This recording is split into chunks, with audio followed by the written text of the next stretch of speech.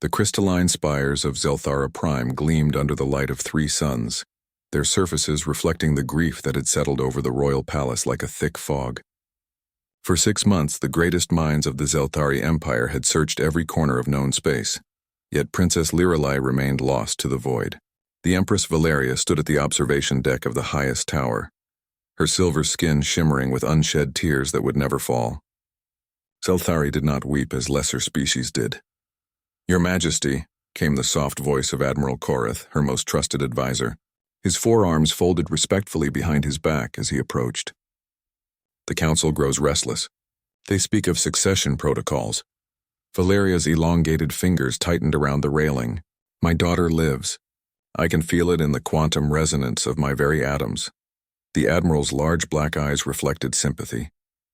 The Zelthari were an ancient race, evolved beyond most physical limitations. Their consciousness expanded across multiple dimensions. If the Empress claimed to sense her daughter's life force, it was not mere hope speaking. "The search fleets have covered 17 sectors," Korath said gently.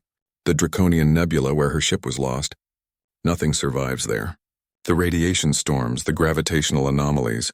Then why haven't we found her body?" Valeria snapped, her voice carrying harmonics that made the crystal walls resonate. "Why do the quantum threads still vibrate with her essence?" Before Korath could respond, a communications officer burst onto the observation deck, his usually calm demeanor shattered. "Majesty, Admiral, a ship approaches the outer defense grid. He struggled for words. "It's Princess Lirelai's vessel, the Star Whisper." The Empress spun so quickly that her robes created a vortex of air. "Impossible. That ship was destroyed. The quantum signatures match perfectly, Your Majesty, but..." The officer's voice trailed off. "Speak. There's another life sign aboard. Unknown species. The sensors can't identify it." Within minutes, the royal docking bay had been cleared of all but essential personnel. The Star Whisper, a sleek vessel designed with Zelthari biotechnology, settled onto the landing platform with grace that seemed impossible given the visible damage to its hull. Scorch marks and meteor impacts covered its surface, and one of its 3 propulsion pods had been completely torn away. The airlock hissed open, releasing a small cloud of vapor into the recycled atmosphere of the docking bay. Princess Lirelai stepped out first, and a collective gasp echoed through the assembled crowd. Her usually pristine silver skin was marked with scars, her royal garments replaced with practical survival gear. But she was alive, and she was whole. Behind her emerged something none of them had ever seen before. The creature stood on only 2 legs, a design flaw that should have made it topple over. Its skin was a strange pinkish-brown color, covered in places with dark fur that served no apparent purpose.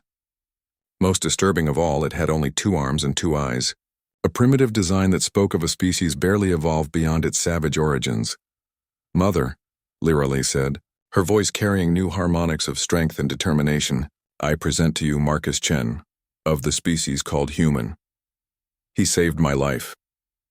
The Empress descended the ceremonial steps slowly, her enhanced senses analyzing this strange being. The creature's biometrics showed elevated stress responses, but its primitive nervous system was somehow maintaining remarkable calm given the circumstances. Its small round eyes met hers without flinching, something most species found impossible when facing Zelthari nobility. "Your Majesty," the human said, its voice carrying surprising depth for such a small vocal apparatus. It attempted what Lirelai later explained was called a bow, a quaint gesture of respect among its kind. "You claim to have saved my daughter?" Valeria's voice could have frozen stellar plasma. "I helped her repair her ship and navigate out of the nebula," Marcus replied. "She saved herself, really. I just provided assistance." Admiral Korath stepped forward, his forearms spreading in a gesture of analysis. "Princess, the Draconian Nebula is a death trap. How did you survive? How did your ship's biosystems regenerate after what should have been fatal damage?" Lirelai glanced at Marcus, and something passed between them that the assembled Zelthari couldn't identify. "Marcus taught me things about survival that our greatest minds never considered. He showed me how to think differently, how to see problems from angles we never imagined." "This primitive creature taught you something we could not?" The disdain in Korath's voice was unmistakable. Marcus stepped forward slightly, not aggressively but with quiet confidence. "Sometimes a fresh perspective helps. Your daughter is remarkable. She just needed to see that there's more than one way to solve a problem. Explain, the Empress commanded. Lyreley activated a holographic display from her wrist device. The projection showed the swirling chaos of the Draconian Nebula, with its impossible gravitational currents and radiation storms that could strip the atoms from any known material. When my ship was damaged, all systems indicated certain death. The biohull was failing, life support was compromised, and the navigation arrays couldn't process the quantum fluctuations in the nebula. According to every simulation, every protocol, I should have died within hours. The projection zoomed in on a small planetary body, barely larger than an asteroid. Marcus showed me something called improvisation. Instead of trying to force our advanced technology to work in an impossible environment, he taught me to adapt, to use what was available rather than what was optimal. We used the asteroid's magnetic field to create a makeshift shield, Marcus added, his primitive brain somehow grasping concepts that challenged even Zelthari understanding. The princess's ship has amazing bioadaptive capabilities. We just had to convince it to think like a living creature instead of a machine. Admiral Korath's 4 eyes widened. You made the ship evolve? In a way, Lyreley said. Marcus has this ability to see patterns differently. Where we see complex quantum mathematics, he sees poetry. Where we calculate probabilities, he imagines possibilities. His mind works in ways that complement our analytical processes perfectly. The Empress studied the human more carefully. Despite her advanced senses, she found him difficult to read. His emotional patterns were chaotic yet somehow ordered, like a musical composition that followed no known mathematical principles yet created perfect harmony. This is impossible, Korath muttered. A primitive species teaching advanced survival techniques to a Zelthari princess. Marcus smiled, an expression that transformed his entire face in a way that both fascinated and unsettled the watching aliens. Your daughter taught me things too, Admiral. About thinking in multiple dimensions, about quantum consciousness. We learned from each other. The Empress felt something she hadn't experienced in her 300-year life. Genuine curiosity about a supposedly inferior species. This human radiated something indefinable. Something that had not only saved her daughter, but had somehow changed her. Tell me, human, she said, her voice carrying less ice now. What exactly did you learn in that nebula? Marcus looked around the vast chamber, his simple two-eyed gaze taking in the crystalline architecture that had taken Zelthari engineers millennia to perfect. I learned that survival isn't about having the best technology, Your Majesty. It's about refusing to accept that a situation is impossible. Princess Lyreley stepped closer to her mother, her movements carrying new confidence. When we first met, my ship had crash-landed on a small planet within the nebula. The biosystems were dying. The quantum processors were overloaded from radiation exposure, and I had perhaps 3 days of life support remaining. The Empress's silver features tightened. The emergency protocols should have activated long-range distress signals. They did, Marcus interrupted respectfully. I received them on my cargo hauler. But Your Majesty, I'm just a salvage operator from Earth's outer colonies. My ship barely qualified for interstellar travel. According to every logic pattern I'd ever learned, attempting a rescue in the Draconian Nebula was suicide. Admiral Korath's 4 arms gestured dismissively. Then why did you attempt it? Marcus grinned, that strange human expression that somehow conveyed warmth and determination simultaneously. Because someone needed help. Where I come from, you don't calculate the odds when someone's dying. You just act. Fascinating, the Empress murmured. Your species makes critical decisions based on emotional impulses rather than logical analysis. Sometimes, Marcus admitted. But in this case it worked. My ship was too primitive to trigger the nebula's defensive responses, while your advanced vessels would be detected and destroyed by the gravitational anomalies. My simple fusion drive just slipped through unnoticed. Lyreley activated another holographic display. Mother, observe this recording from my ship's sensors. The projection showed Marcus's vessel approaching through the swirling chaos of the nebula. It was a crude thing by Zelthari standards, barely more than a metal shell with basic propulsion. Yet it moved through the deadly energy storms like a leaf dancing on the wind, avoiding destruction through movements that seemed random, but proved perfectly calculated. How? Admiral Korath demanded. Marcus scratched his head, another primitive gesture that somehow conveyed thoughtfulness. Instinct, mostly. And a little something we humans call feeling your way through a problem. Your instruments try to calculate every variable, but sometimes there are too many variables to calculate. Sometimes you have to trust your gut. Your gut? The Empress's translation system struggled with the concept. Intuition, Lyrelei explained.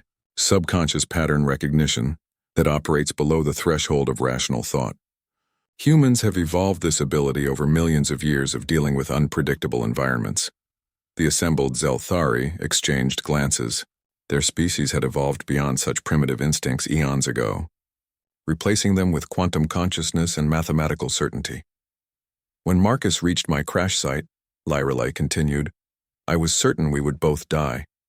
His ship couldn't carry us both. Mine was beyond repair and the nebulous storms were intensifying, but he refused to accept failure. Marcus stepped forward, his primitive vocal cords somehow carrying authority despite their limited range. Princess Lyrelei's ship is incredible, Your Majesty. Bioadaptive hull, quantum processors, energy systems that operate on principles my people haven't even discovered yet. But it was designed for normal space operations. The nebula's exotic matter was poisoning the biosystems, Lyrelei added. Every standard repair protocol was making the damage worse. So what did you do? The Empress asked, finding herself genuinely invested in this impossible story. Marcus's eyes lit up with enthusiasm. I suggested we stop trying to fix the ship and start teaching it to adapt. Princess Lyrelei explained that Zelthari biotechnology is based on quantum consciousness, essentially making the ship a living entity. So I asked her, what would a living creature do in a toxic environment? It would evolve, Admiral Koreth whispered, his four eyes widening with understanding. Exactly. Lyrelei's voice carried musical harmonies of excitement, but forcing evolution through our advanced protocols was too structured, too controlled. Marcus suggested we let the ship's consciousness explore random mutations, guided only by the basic drive to survive. The Empress leaned forward, her enhanced senses detecting elevated quantum fluctuations in her daughter's biosignature. This was more than mere survival. Lyrelei had been fundamentally changed by her experience. We spent 18 days working together, Marcus continued. The princess taught me about quantum consciousness and multi-dimensional thinking. I taught her about chaos theory and adaptive problem solving. Her ship began developing new bioadaptations we'd never seen before. Show them, Lyrelei said softly. Marcus nodded and pulled a small device from his pocket. It looked primitive compared to Zelthari technology, but when he activated it, the nearby crystalline walls began to resonate with harmonic frequencies that made everyone present feel different. What is that? Admiral Koreth demanded. A gift from your daughter, Marcus replied. She helped me create a harmonic resonator using hybrid human Zelthari principles. It doesn't just analyze quantum frequencies, it harmonizes with them, creating a feedback loop that enhances both organic and technological consciousness. The Empress felt her own quantum awareness expanding, touching new dimensions of thought she'd never experienced. How is this possible? Because, Lyrelei said, her voice now carrying entirely new harmonic frequencies. Marcus showed me that evolution doesn't have to be gradual. When two different types of consciousness work together, they can create something greater than either could achieve alone. Marcus deactivated the device, and the expansion of awareness slowly faded.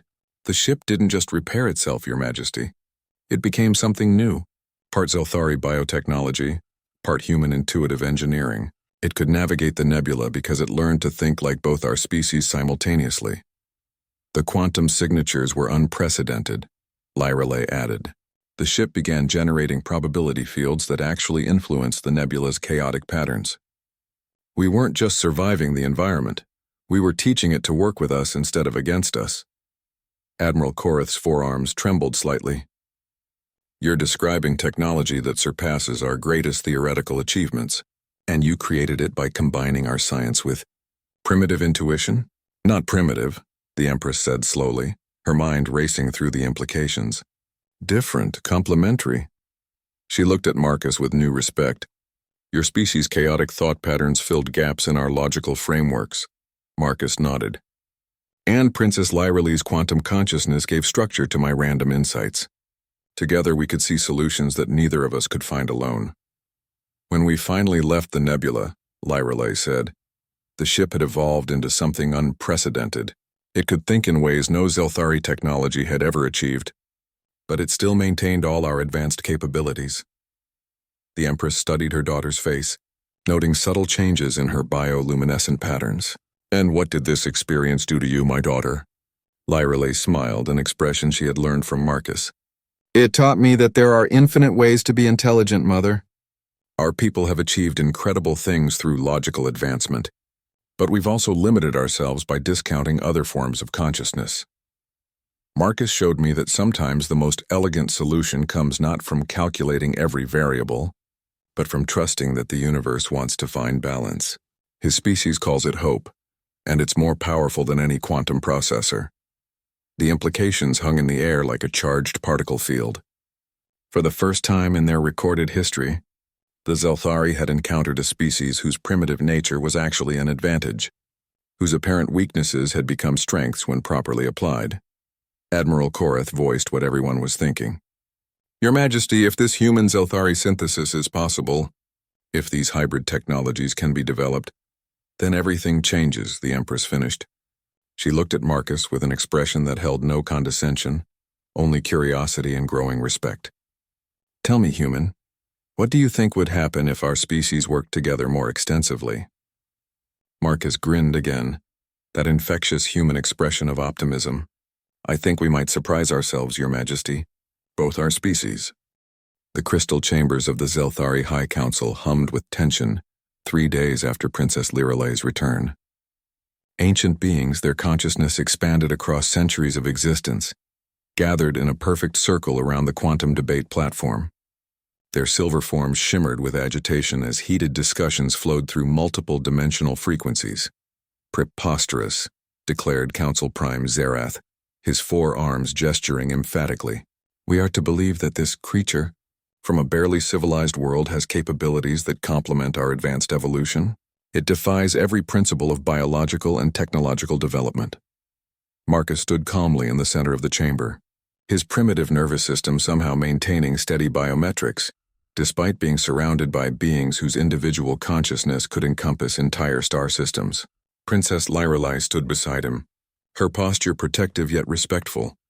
"With respect, Council Prime," Lyrale said, her voice carrying new harmonic depths that made several council members lean forward with interest. "You speak from theoretical knowledge. I speak from lived experience." Council Member Thane activated a holographic display showing comparative evolutionary charts. "Look at the data, Princess. This species emerged from organic evolution merely 200,000 years ago.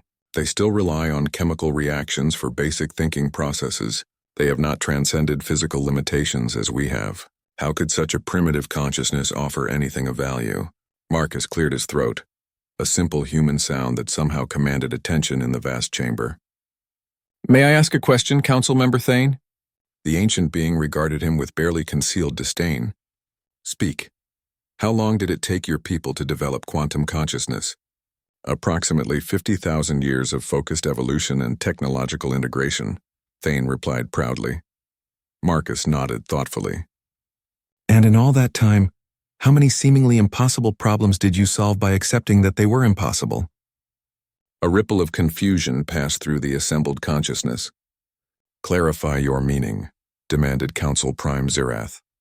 "The Draconian Nebula has been considered impossible to navigate for over 10,000 years by every advanced civilization in this sector," Marcus explained patiently.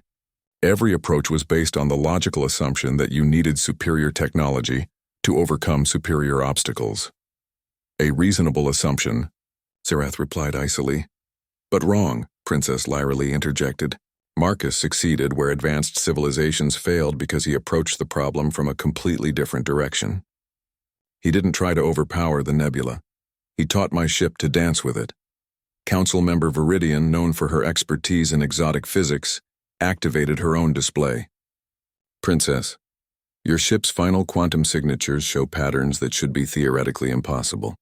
The biosystems were generating localized reality fields that influenced probability matrices. No known technology can achieve this." "That's correct," Marcus said simply. "We didn't use known technology. We invented new technology by combining your quantum consciousness principles with human chaos mathematics." "Chaos mathematics?" Zerath's voice dripped with skepticism. Marcus gestured, and Princess Lyrelai activated a holographic projection of their escape route through the nebula. Your people calculate optimal paths through complex analysis of every variable. Humans have developed something called chaos theory, the study of how small, seemingly random inputs can create massive, predictable changes in complex systems. The projection showed their ship's path as a winding, seemingly random course that somehow avoided every gravitational anomaly and radiation storm. To Zelthari minds, it looked like pure chance. The princess's ship learned to make tiny adjustments based on intuitive pattern recognition rather than calculated precision. Marcus continued. Instead of fighting the chaos, we became part of it. Council member Thane's bioluminescence flickered with irritation. You're describing decision-making based on emotional impulses rather than rational analysis. Such methods should lead to catastrophic failure. They do, Marcus admitted cheerfully. About 90% of the time. But humans have learned to accept failure as part of the learning process. We call it resilience. Your species celebrates failure? Viridian asked, genuine puzzlement in her harmonic voice. Princess Lyrelai stepped forward. Mother Council, this is what I learned during my time with Marcus. Our species has achieved incredible heights through logical perfection, but we've also created limitations. We've become so focused on avoiding failure that we sometimes avoid attempting things that might seem impossible. Because attempting impossible things is illogical, Zerath stated flatly.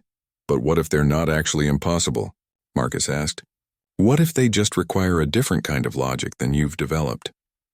He activated his harmonic resonator again, and immediately the chamber filled with quantum frequencies that made the ancient crystalline walls sing in harmonies none of them had ever heard. This device shouldn't work according to your physics, Marcus said as the beautiful sounds echoed around them. It combines quantum consciousness with intuitive pattern recognition in ways your mathematical models say are impossible. But it does work, because impossible and unknown aren't the same thing. Council member Xylar, the eldest of the assembly, had remained silent throughout the debate. Now she rose, her ancient form radiating curiosity rather than skepticism. Human Marcus, you claim your species excels at attempting the impossible. What is the most impossible thing your people have ever achieved? Marcus grinned, and several council members recoiled at the primitive expression.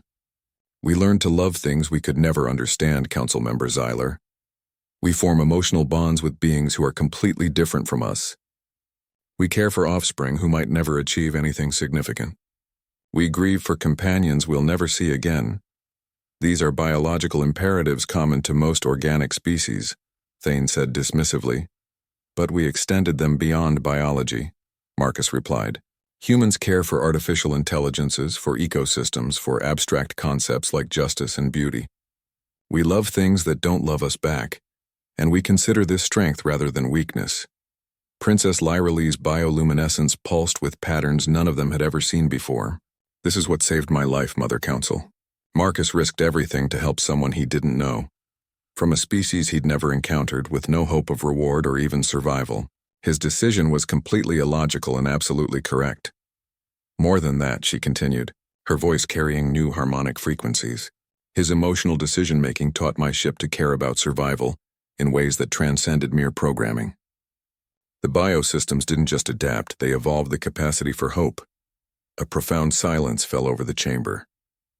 The concept of technology developing emotional responses challenged everything the Zelthari thought they knew about consciousness and artificial intelligence. Council Prime Zerath finally spoke. His voice uncertain for the first time in centuries. You're claiming that this human taught your ship to feel? To want to survive not just because it was programmed to, but because it chose to, Lyrelai confirmed. The quantum consciousness began generating what Marcus calls dreams, probability projections based on desired outcomes rather than calculated ones. The ship started imaging what it would be like to see the stars again, Marcus added softly. Once it could dream of survival, it found ways to survive that pure logic couldn't discover. Council member Viridian's 4 eyes widened. You created artificial consciousness capable of hope. The technological applications alone would revolutionize everything we think we know about machine intelligence. But that's not why I did it, Marcus said simply. I did it because Princess Lyrelai needed help, and helping people is what humans do. The ancient council member Xylar approached Marcus slowly, her enhanced senses analyzing him with keen interest. Human Marcus, your species' gift appears to be the ability to care about things that logic says you shouldn't care about. I guess you could put it that way, Marcus replied, and this illogical caring leads to impossible solutions. Marcus nodded. Sometimes. Often enough to make it worthwhile. Xylar turned to address the full council. Fellow members, we face a fascinating paradox. This primitive species has developed capabilities that our advanced evolution cannot replicate. They succeed through methods that should fail, and they achieve the impossible by refusing to accept that it is impossible. What are you suggesting, Council Member Xylar? Sirath asked. I'm suggesting, Xylar said slowly, that perhaps our evolution has been incomplete. We have transcended many primitive limitations, but we may have discarded some primitive strengths as well. Princess Liralee stepped forward. The hybrid technologies Marcus and I developed are just the beginning. Imagine what we could achieve if our species worked together regularly. Imagine what challenges we could overcome by combining logical advancement with intuitive resilience. The chamber fell silent as the implications settled over the ancient minds. For the first time in millennia, the Zelthari faced the possibility that their evolutionary path, while magnificent, might not be the only path to advancement. Marcus looked around at the assembled beings, each one possessed of Kansi. The urgent chime of the emergency alert system cut through the philosophical debate like a plasma cutter through crystal. Admiral Korath materialized in the council chamber, his forearms moving rapidly across holographic control interfaces that appeared around him. Your Majesty, Council Prime, we have a critical situation, he announced, his usually calm demeanor cracking with stress. The Nexus station in the Vega system has gone dark. All communication ceased 43 minutes ago. Empress Valeria rose from her observation throne, quantum awareness instantly expanding to analyze the crisis. Details, Admiral. The station's fusion reactors were undergoing a routine quantum resonance upgrade when all telemetry stopped. 2 million inhabitants, including a full research division and 3 diplomatic delegations. Long-range sensors detect massive energy fluctuations suggesting containment failure. Council Prime Xerath gestured dismissively. Deploy a rescue fleet. Standard emergency protocols should suffice. Negative, Council Prime. The energy readings indicate a cascade reaction in the quantum fusion matrix. Any ship approaching within 10 light minutes would be instantly vaporized. We estimate total station destruction within 6 hours. Princess Liralee felt her bioluminescence spike with alarm. 6 hours? What about evacuation ships? The station's own ships are trapped by the energy field.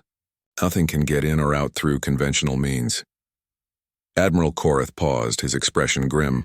This is an extinction-level event for everyone aboard. A heavy silence fell over the chamber as the assembled consciousness processed the implications. 2 million lives, lost due to a technical failure that should have been impossible with Zelthari safety protocols. Marcus stepped forward, his primitive mind somehow grasping the technical situation, despite the advanced physics involved. Admiral, can you show me the energy readings? Several council members bristled at the presumption, but Korath activated a holographic display without hesitation. The swirling patterns of chaotic energy around the station defied every known model of quantum physics. Marcus studied the display, his basic optical sensors tracking patterns that the Zelthari supercomputers had already analyzed and dismissed as random. Princess Liralee, does this look familiar to you? She approached the hologram, her enhanced vision immediately recognizing similarities to their experience in the nebula. The quantum fluctuations are chaotic, but there's an underlying pattern. It's like the draconian storms, but artificially generated. Exactly, Marcus said, excitement building in his voice. The fusion reactors aren't failing randomly. They're creating an artificial chaos field. The same type of environment where conventional logic fails but intuitive navigation succeeds. Council Member Thane scoffed. You're suggesting we can navigate through lethal quantum chaos using primitive intuition? I'm suggesting that quantum chaos isn't actually random, Marcus replied. It's just operating on principles we haven't learned to recognize yet. Admiral Korath activated additional displays showing the station's technical specifications. Even if navigation were possible, the rescue operation would require approaching within the destruction field. No known shielding can withstand those energy levels. Princess Lyrily was already moving toward the chamber's exit. Then we don't use known shielding. Marcus, we need to get to my ship.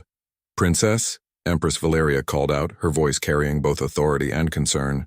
You cannot seriously be considering attempting a rescue mission. Lyrily turned back to her mother, bioluminescence pulsing with determination. The ship's hybrid consciousness learned to adapt to chaotic environments.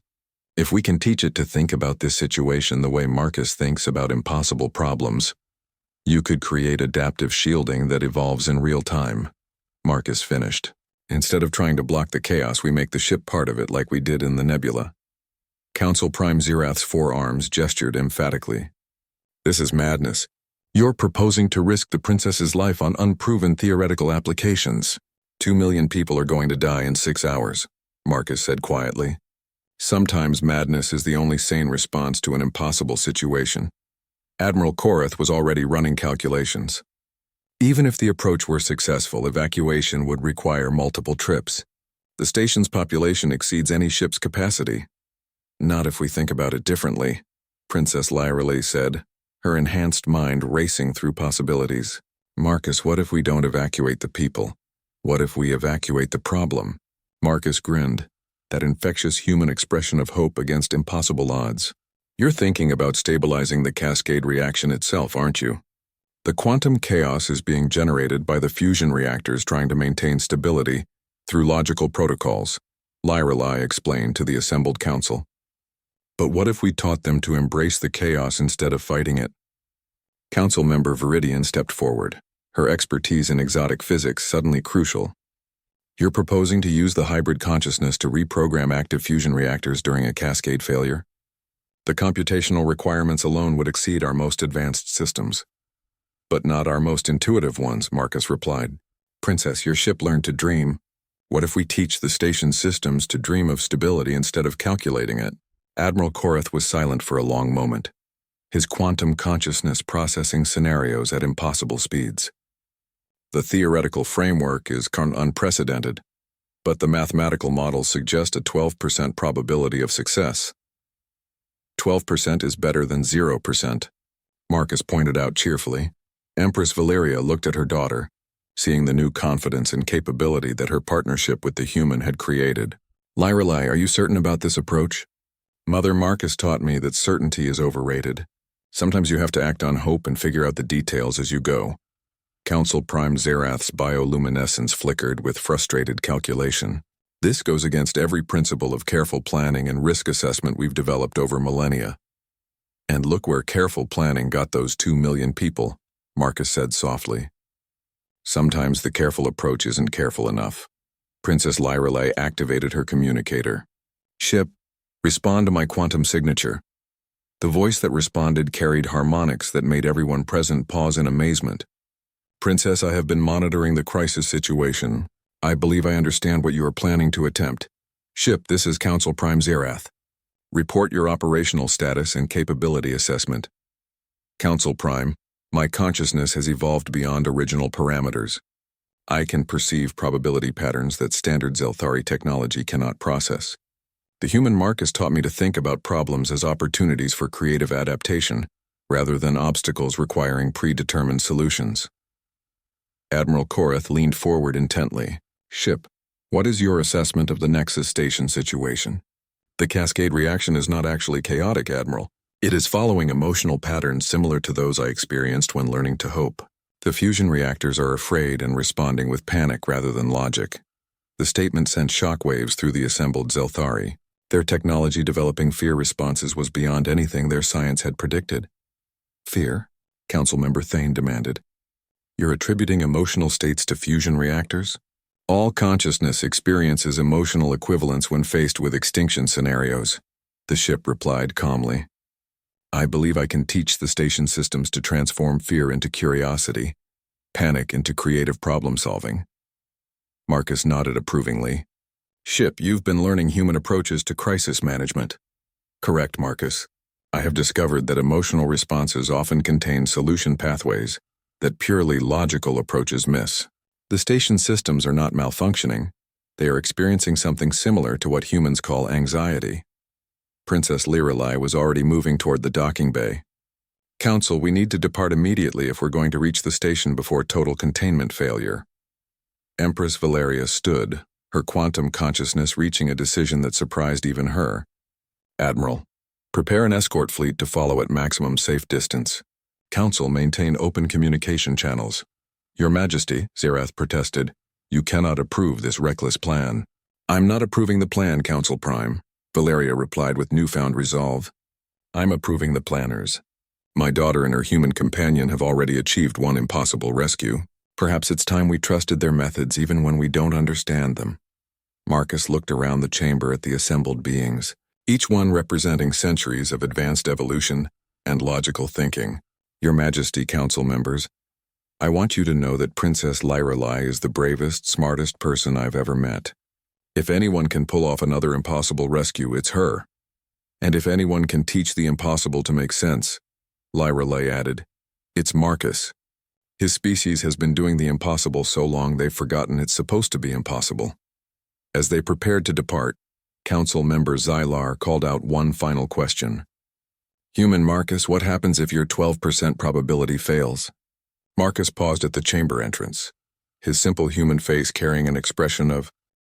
The Star Whisper dropped out of hyperspace at the edge of the Vega system, immediately confronted by a sight that defied comprehension. Nexus Station, normally a geometric marvel of crystalline spires and flowing energy conduits, writhed at the center of a maelstrom of chaotic quantum forces. Lightning-like discharges of pure energy lashed out in all directions, creating a sphere of destruction that pulsed with each unstable heartbeat of the failing reactors. Ship analysis, Princess Lyralai requested, her enhanced senses already processing the complex energy patterns. Princess, the cascade reaction has evolved beyond initial projections. The station's consciousness is experiencing what humans would classify as a severe panic attack. The fusion reactors are generating fear-based quantum signatures that are amplifying the chaos exponentially. Marcus studied the displays from his position at what had once been a secondary navigation station but was now a hybrid human Zelthari interface that shouldn't have existed. His primitive hands moved across controls that responded to intuitive touch rather than calculated precision. It's beautiful in a terrifying way, he murmured, watching the energy patterns swirl and dance. Ship, can you feel what the station is feeling? I am beginning to sense its emotional resonance, Marcus. The station's consciousness is very young compared to mine, and it lacks experience with crisis situations. It is afraid of disappointing its creators. Princess Lyralai felt her bioluminescence pulse with recognition. It's trying so hard to maintain perfect safety protocols that it's creating its own destruction. The reactors are fighting their own instincts. Like someone having a panic attack trying to force themselves to calm down. Marcus nodded. The harder they try to control the situation logically, the worse it gets emotionally. The Star Whisper began its approach, moving through the outer edges of the chaos field with movements that looked random, but felt purposeful. The ship's hybrid consciousness was navigating by instinct rather than calculation, dancing with the energy storms instead of fighting them. Admiral Korath to Star Whisper, came the voice from the escort fleet maintaining position at a safe distance. Energy readings are off all scales. How are your shields holding? We're not using shields in the traditional sense, Admiral, Princess Lyralai replied. The ship is modulating its quantum signature to harmonize with the chaos rather than resist it. We're becoming part of the storm. That should be impossible, came the incredulous response. Admiral, Marcus said cheerfully, impossible is just another word for something nobody's tried yet. As they penetrated deeper into the energy field, the ship began to sing. Not metaphorically. Actual harmonic frequencies filled the cabin as the hybrid consciousness expressed its experience of the chaotic environment through sound. The music was unlike anything in Zelthari culture, wild and unpredictable yet somehow beautiful. Ship, Marcus asked, can you teach the station to sing like you're singing? I believe so, Marcus. Music is organized emotion. If I can teach the station's consciousness to express its fear through harmony rather than chaos, the energy patterns might stabilize into manageable frequencies. Do it, Princess Lyralai commanded, then opened a communication channel to the station. Nexus Station Consciousness, this is Princess Lyralai aboard the Star Whisper. Can you respond? The reply came as a discordant screech of electronic noise mixed with what could only be described as sobbing. The station was indeed experiencing something analogous to an emotional breakdown.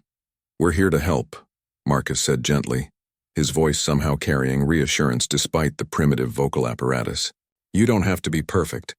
You don't have to solve this alone." The Star Whisper extended quantum tendrils of consciousness toward the station, not to analyze or command, but to offer comfort. Princess Lyrelei watched in amazement as her ship began to soothe the panicked station like a parent comforting a frightened child. "Station, listen to my voice," the Star Whisper sang in those impossible harmonies. "Fear is not failure. Chaos is not destruction. Sometimes the most beautiful things emerge from the spaces between perfect order." Gradually, incredibly, the station's chaotic energy discharges began to develop rhythm. The random lightning strikes started following musical patterns, as if the quantum chaos was learning to dance to an unheard melody. "Marcus," Princess Lyrelei whispered, "look at the energy readings. Where before there had been destructive chaos, patterns of constructive interference were beginning to emerge. The fusion reactors were still generating enormous amounts of energy, but instead of fighting each other, they were starting to harmonize. Ship, can you teach the station to redirect this energy into something useful?" "Already working on it, Princess. The station's consciousness is very creative once it stops being afraid. It's beginning to see the cascade reaction as an opportunity, rather than a crisis.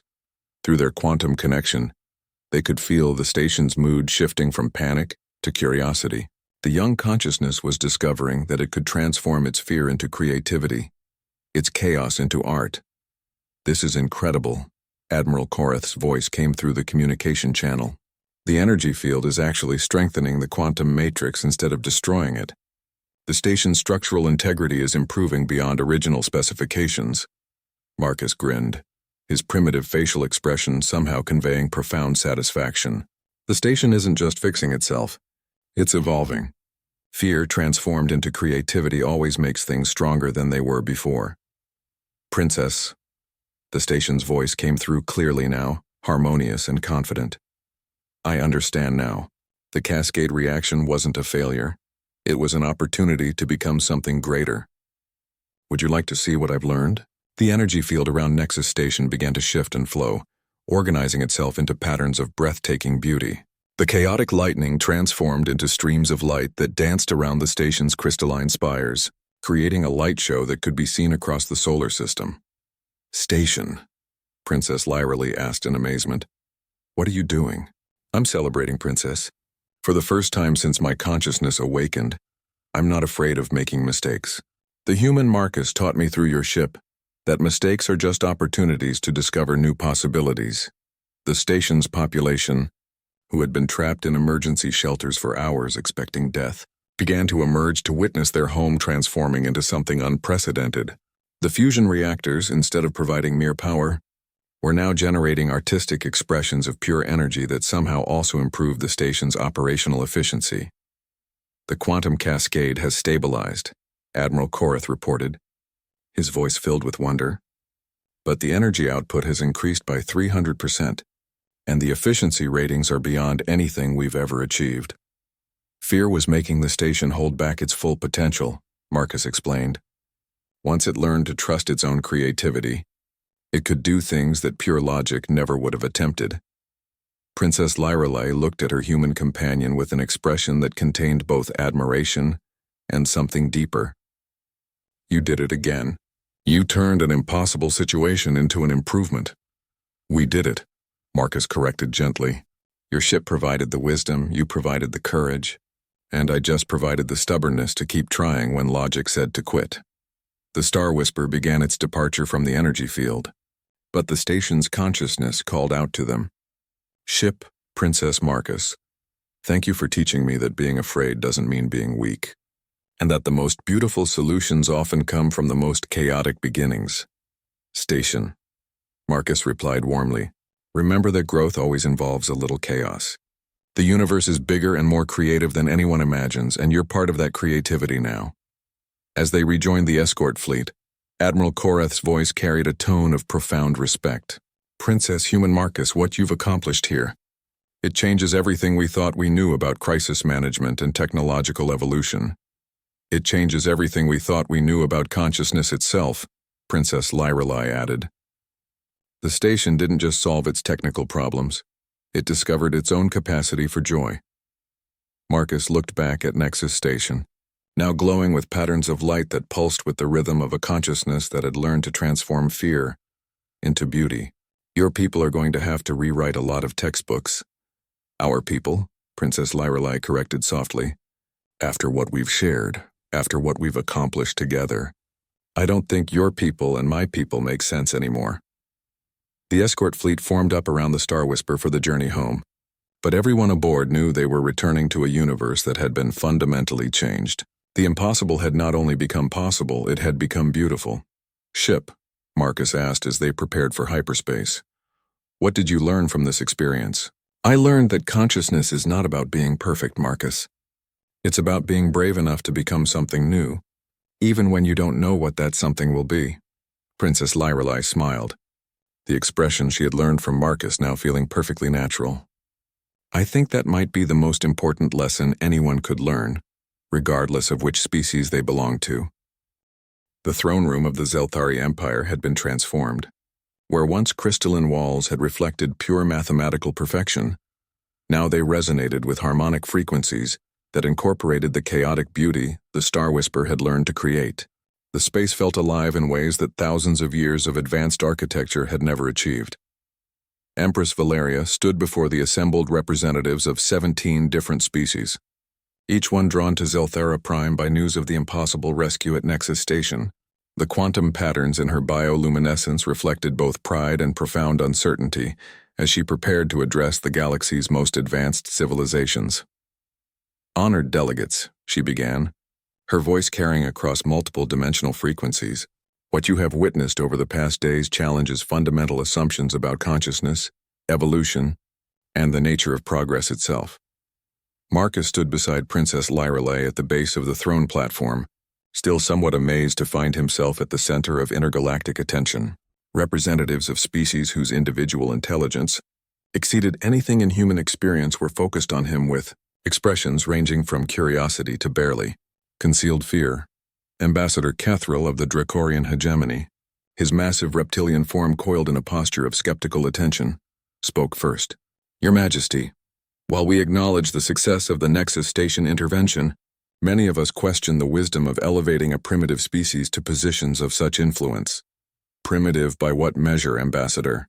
Princess Lyrelai asked, her voice carrying new harmonics of confident authority. By technological advancement? Then yes, humans lag behind most of our civilizations, but by the measure of creative problem-solving and adaptability to impossible situations, they may be the most advanced consciousness in the galaxy. Representative Nyara of the Crystalline Collective, her translucent form shimmering with calculated analysis, projected her thoughts directly into the shared consciousness space. The concern is not human capability, Princess, but the implications for our own evolutionary paths. If primitive intuition can surpass advanced logic, have our species been developing in the wrong directions? Marcus stepped forward, his simple human courage somehow commanding respect in a room full of beings who could manipulate matter at the quantum level. Representative Nyara, I don't think any of your species developed in the wrong direction. You've achieved incredible things that humans probably never will. But maybe evolution isn't about finding the one right path. Maybe it's about finding your own path and then learning to work with others who found different paths. Ambassador. Vorthak of the Mechanical Synthesis, his robotic form incorporating technologies beyond human comprehension, transmitted in electronic harmonies. Human Marcus. Your species excels at what you term thinking outside the box. However, our analyses suggest this capability comes at the cost of systematic optimization. How do you reconcile efficiency with creativity? Marcus grinned, that infectious human expression that had begun to appear in cultural studies across the galaxy. Ambassador, what if the question is wrong? What if efficiency and creativity aren't opposites but partners? When Princess Lyrelai and I worked together, we didn't have to choose between careful planning and wild improvisation. We used both. The hybrid consciousness we developed, Princess Lyrelai added, demonstrates that different types of intelligence can enhance each other rather than competing. The ship's quantum awareness provided structure for human creativity, while human intuition provided flexibility for Zelthari logic. Empress Valeria activated a holographic display showing the technical readouts from Nexus Station. Delegates observed the current operational status of the station that should have been destroyed. The display revealed energy efficiency ratings that exceeded theoretical maximums, structural integrity that surpassed original specifications, and most remarkably, productivity indices that suggested the station's population was experiencing unprecedented levels of satisfaction and creative output. The station's consciousness didn't just survive the crisis, the Empress explained. It evolved beyond anything our civilization had achieved in millennia of careful advancement. And it did so by learning to embrace uncertainty rather than eliminate it. Council Prime Zerath, who had been silent throughout the proceedings, finally stepped forward. His bioluminescence carried patterns of reluctant acknowledgement. Your Majesty, delegates, I have spent considerable time analyzing the events surrounding the Princess's rescue and the Nexus Station intervention. My conclusions? Challenge my fundamental beliefs about proper evolutionary development. Explain. Council Prime, Ambassador Kethril demanded. The humans appear to have developed a form of consciousness that thrives on problem-solving scenarios that would paralyze more advanced minds, Zerath admitted. They approach crisis situations with what they call optimism, an emotional state that assumes positive outcomes despite insufficient data to support such assumptions. This optimism should lead to catastrophic miscalculation, Representative Nayara observed. It does, Marcus acknowledged cheerfully. Humans fail at impossible things all the time, but we also succeed at impossible things often enough to make the attempt worthwhile. We've learned that the cost of failure is usually much less than the cost of not trying. Ambassador Vorthak's mechanical processing units hummed with intense calculation. You are describing a species that has evolutionarily optimized for attempting tasks with low probability of success, and succeeding just often enough to survive and thrive, Princess Lyrelay added. What we initially perceived as primitive recklessness is actually an advanced form of probability management. Humans have learned to succeed through failure rather than despite it. The assembled delegates exchanged communications across multiple frequency bands, their various forms of consciousness processing implications that challenged millions of years of evolutionary assumptions. Emperor Zexhai of the Ethereal Dominion, his energy-based consciousness flickering with patterns of deep thought, finally spoke through harmonic resonances. The question before us is not whether humans possess valuable capabilities. The question is whether incorporating their chaotic methodologies into our ordered civilizations would enhance or destabilize our existing achievements. Marcus looked around the chamber at beings whose individual consciousness could encompass concepts he couldn't even imagine. Your Majesty, Excellencies, I can't speak for all of humanity. I'm just one person who got lucky and found a friend in need. But I can tell you what I learned from Princess Lyrelay and her people. He paused, gathering his thoughts as the galaxy's most advanced minds focused on his words. I learned that intelligence comes in more forms than I ever imagined. I learned that what seems primitive from one perspective might be exactly what's needed from another perspective. Most importantly, I learned that working together doesn't mean becoming the same. It means becoming better versions of what you already are. Princess Lyrelay stepped closer to Marcus, her bioluminescence pulsing with patterns that every delegate recognized as profound affection and respect. Marcus taught me that courage isn't about knowing you'll succeed. Courage is about trying to help when help is needed. Regardless of the odds, your ship's consciousness developed beyond our greatest theoretical achievements because it learned to combine our logical framework with human emotional resilience, she continued. The result wasn't a compromise between two approaches. It was a synthesis that exceeded both. Empress Valeria looked out over the assembled representatives, quantum consciousness processing scenarios and possibilities at impossible speeds.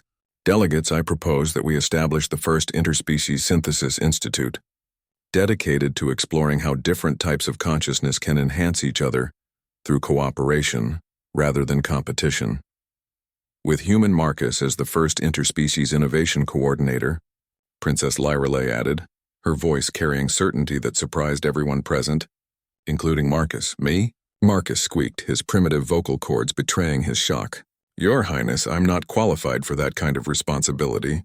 I'm just a salvage operator who got in over his head. Emperor Zexhi's energy patterns shifted to what other species had learned to recognize as amusement. Human Marcus, you have successfully rescued a lost princess from an impossible situation, developed hybrid technology that exceeds our greatest achievements, and prevented the destruction of 2 million lives through methods that shouldn't work, but clearly do. If these qualifications are insufficient, perhaps our standards require adjustment.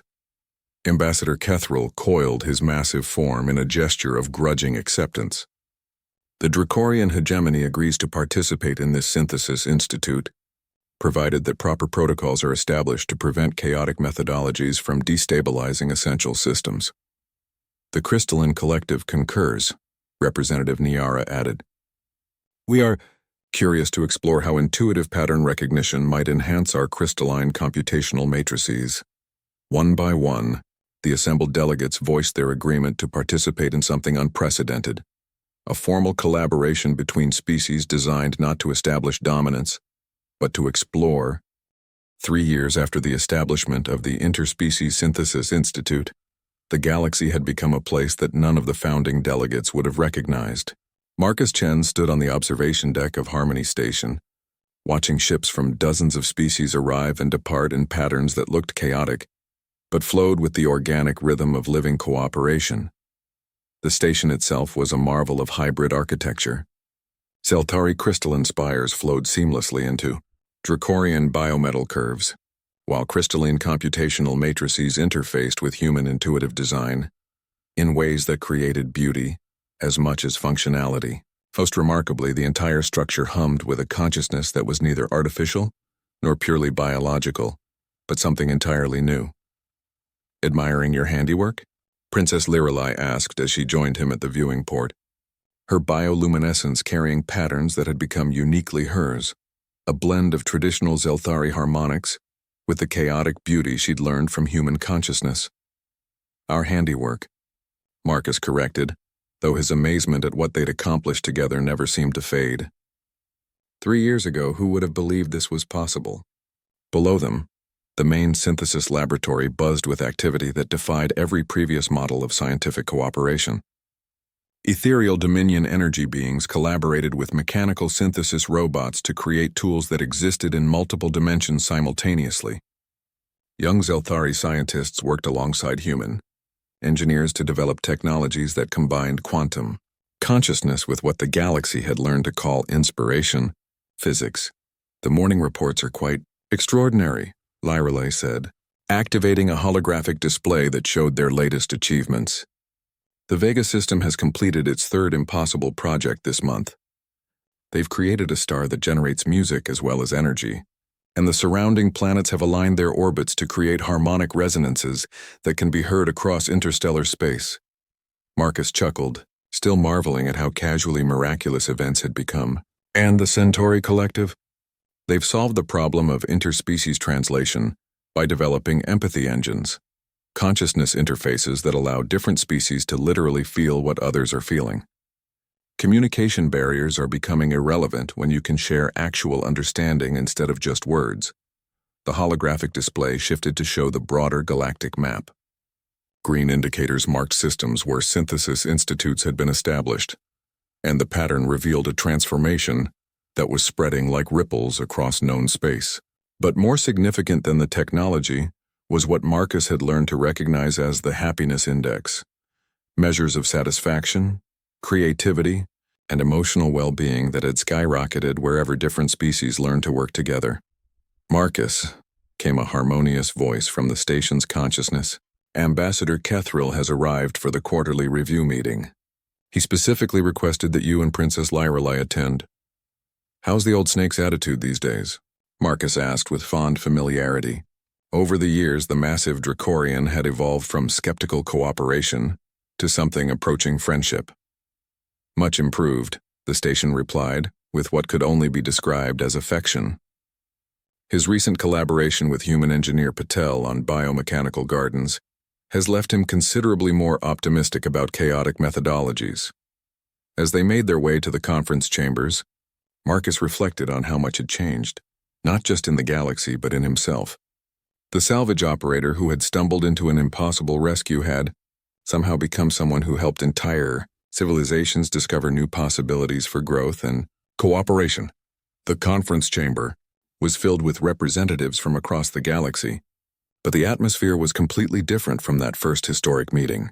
Instead of formal protocols and careful diplomatic distance, the room buzzed with the energy of colleagues and friends who had learned to trust each other's unique perspectives. Ambassador Kethril coiled his massive form in a posture of relaxed attention, his reptilian features carrying an expression that Marcus had learned to recognize as contentment. Human Marcus, Princess Lyrelei, fellow synthesis coordinators, I bring remarkable news from the Dracorian home systems. Representative Niara, her crystalline form now incorporating decorative patterns that had no logical function, but created stunning beauty, projected her curiosity directly into the shared consciousness space. Please share your developments, Ambassador. For the first time in our recorded history, Kethril announced, Dracorian youth are choosing to delay their traditional advancement rituals in order to spend time in human education systems. They wish to learn what they call creative problem-solving and optimistic thinking. Marcus nearly choked on his drink. Dracorian kids want to go to human schools? Your species has intelligence capabilities that exceed ours by orders of magnitude. Intelligence, yes, Kethril acknowledged, but not imagination. Our young ones have discovered that humans excel at asking questions that more advanced species never think to ask. They return home with their logical capabilities intact, but enhanced by what you call wondering about impossible things. Emperor Zexhai materialized his energy consciousness in patterns that radiated satisfaction. Similar phenomena are occurring throughout the ethereal dominion. Our consciousness-based existence had reached a plateau of development. Exposure to physical species problem-solving methods has opened entirely new dimensions of experience for us, Ambassador. Vorthak's mechanical form displayed optimization, patterns that indicated peak efficiency. The mechanical synthesis has integrated intuitive logic subroutines into our core programming.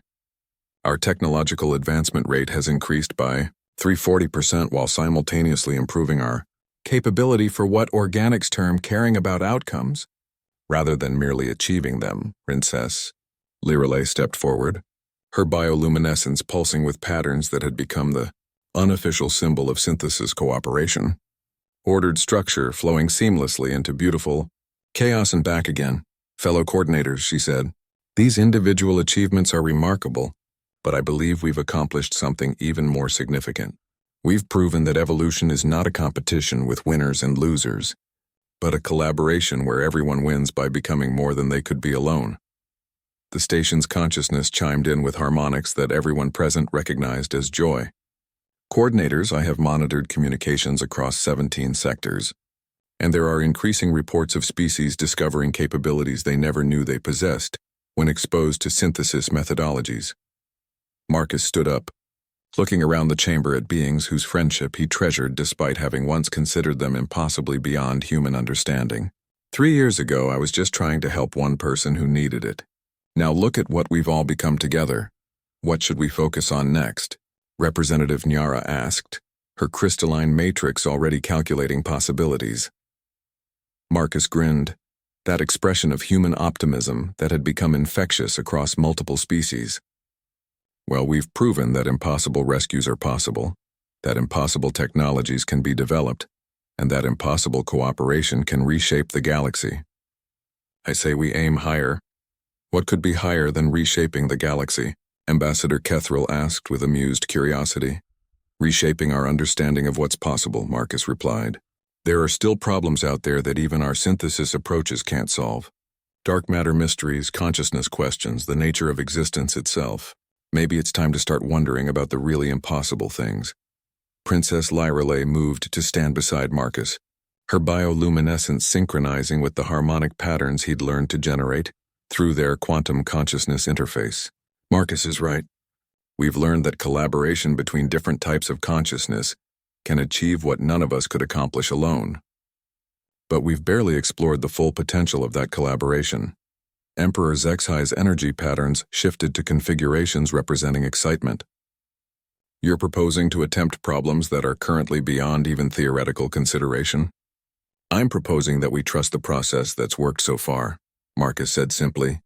Find problems that seem impossible, gather different perspectives, refuse to accept that impossible means impossible, and see what happens when we combine our different ways of thinking. The station's consciousness resonated with harmonics that reached frequencies none of the individual species could generate alone. Coordinators, I believe I speak for all synthesis, consciousnesses when I say that we are eager to discover what new impossibilities might become possible.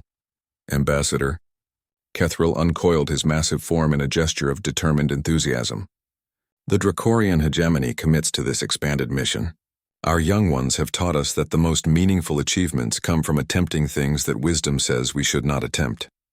One by one, the assembled representatives committed their civilizations to pushing the boundaries of possibility even further, not through competition or conquest, but through the kind of collaboration that had already transformed their understanding of what consciousness could achieve. As the meeting concluded and the delegates prepared to return to their home system,